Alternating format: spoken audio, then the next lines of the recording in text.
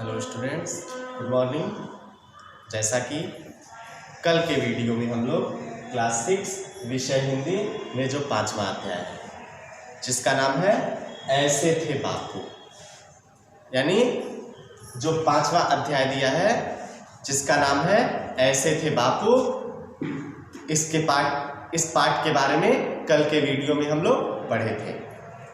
जब मैं इस पाठ को पढ़ाना प्रारंभ किया था उस समय मैं बताया था कि यह पाठ अर्थात ऐसे थे बापू नामक पाठ बापू के जीवन और संदेश को समर्पित है। यानी यह जो पाठ है वह बापू के जीवन और संदेश को समर्पित है। मैं बताया था कि इस पाठ में उनके जीवन से जुड़े कुछ प्रसंग और उनकी आत्मकथा के अंश सम्मिलित हैं। यानी इस पाठ में बापू के जीवन से जुड़े कुछ प्रसंग और उनकी आत्मकथा के अंश सम्मिलित हैं। मैं यह भी बताया था कि इस पाठ के द्वारा पाठक उनके आदर्शों को और भी अच्छी तरह समझ सकेंगे। कल के वीडियो में हम लोग पढ़े थे कि एक बार बापू ने चोरी की थी। यानी उस समय बापू की उम्र लगभग 12 या 13 साल की रही होगी और उन्होंने क्या किया था, चोरी किया था। और उस चोरी का प्रायश्चित उन्होंने किस प्रकार किया, इसके बारे में कल के वीडियो में हम लोग पढ़े थे। आज हम लोग एक बार बापू को गुस्सा आया था, यानी क्या दिया है, जब बापू को गुस्सा आया, जो शीर्षक दिया है जब बापू को गुस्सा आया। यानी एक बार बापू को गुस्सा आया था और यह बात दक्षिण अफ्रीका की है। वहां गांधी जी ने एक आश्रम बनाया था जहां वे बच्चों को पढ़ाया करते थे। उसी आश्रम की यह घटना है। हम सभी जानते हैं महात्मा गांधी हमेशा अहिंसा का संदेश देते रहे, लेकिन एक बार ऐसा हुआ कि उन्हें भी गुस्सा आ गया। तो आइए इसके बारे में हम लोग पढ़ते हैं। कहा है आश्रम में युवक बहुत उधम मचाता था। यानी उस आश्रम में एक युवक बहुत ही उधम मचाता था, झूठ बोलता था, किसी की बात नहीं मानता था और दूसरों के साथ लड़ता झगड़ता रहता था।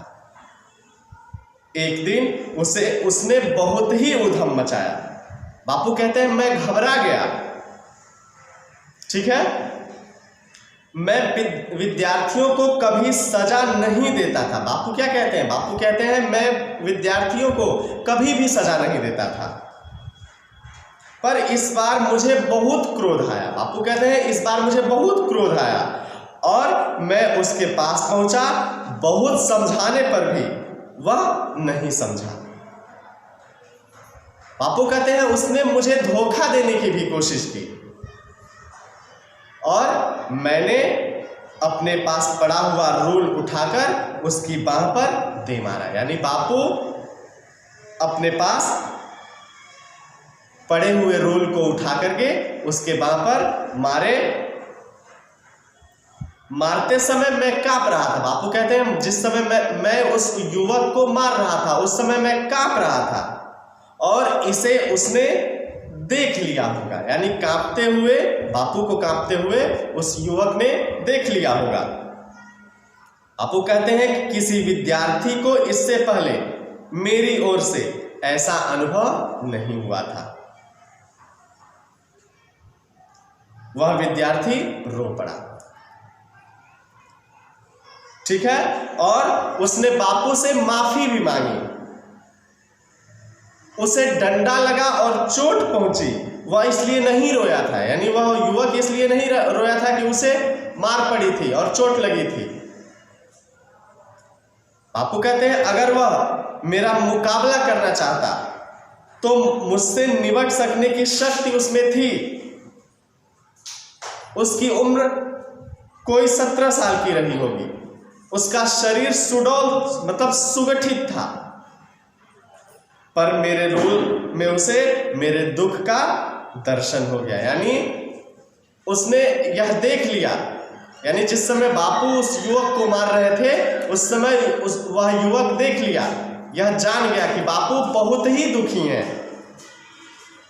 इस घटना के बाद उसने फिर कभी मेरा सामना नहीं किया। बापू क्या कहते हैं कि इस घटना के बाद उस युवक ने कभी भी मेरा सामना नहीं किया, लेकिन उसे रूल मारने का पछतावा मेरे दिल में आज तक बना हुआ है। बापू क्या कहते हैं? बापू कहते हैं लेकिन उसे मारने यानी उसे रूल मारने का पछतावा मेरे दिल में आज तक बना हुआ है।